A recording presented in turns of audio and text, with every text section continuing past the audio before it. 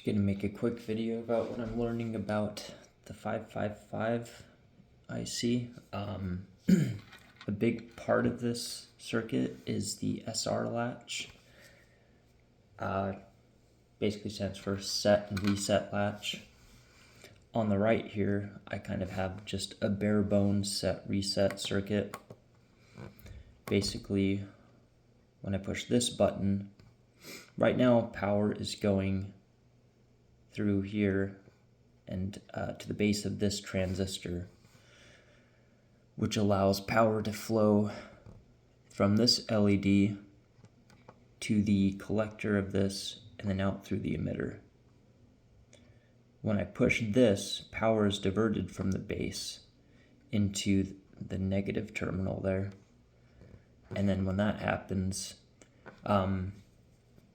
this power can no longer go through the emitter because this transistor is cut off. It's an open circuit. And since the power can't go through here, we have this diagonal wire, which then power is diverted to turn this one on. So you can see when I push this, that LED turns on. And then the same thing in the other direction. So that's just a bare bones SR circuit, a flip-flop, whatever you want to call it.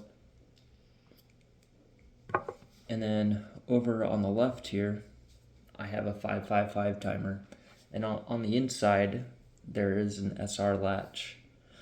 I'm just kind of learning about this. I don't know all of the internals of it, but the way I'm simplifying it in my head right now is, so basically pin 6 here, which is the second from this direction.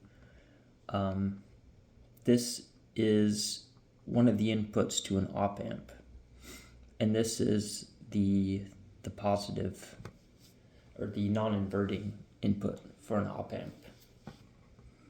And then over here on pin 2, it is the inverting input of another opamp. And both of those op-amps feed into the SR latch.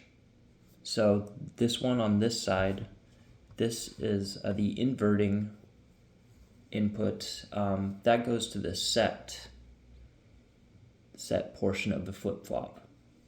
And then over here on this side, this one, the non-inverting one, that goes to the reset. So right now, this is negative input. This sets the reset to 0. So negative is 0. So right now it's not resetting. Again, this is very simplified, just as far as I understand it right now. So since the reset's not on, it allows me to set it to whatever. Basically doing kind of the same thing as over here. So see, I can reset it as I want.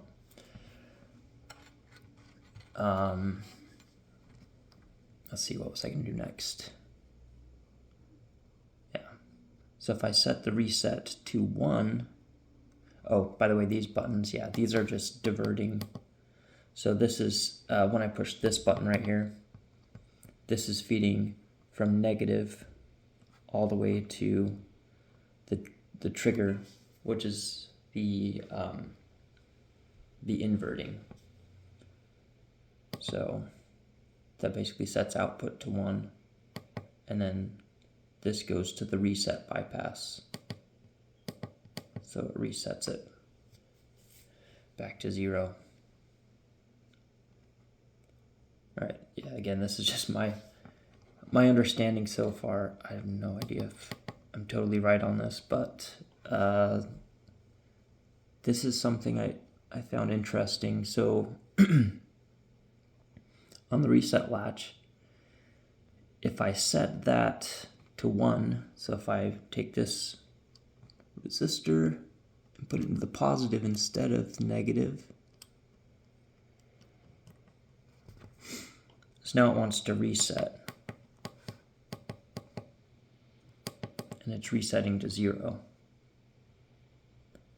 But if I take this and then connect it to the trigger, So again, this is an inverting input, so negative equals 1.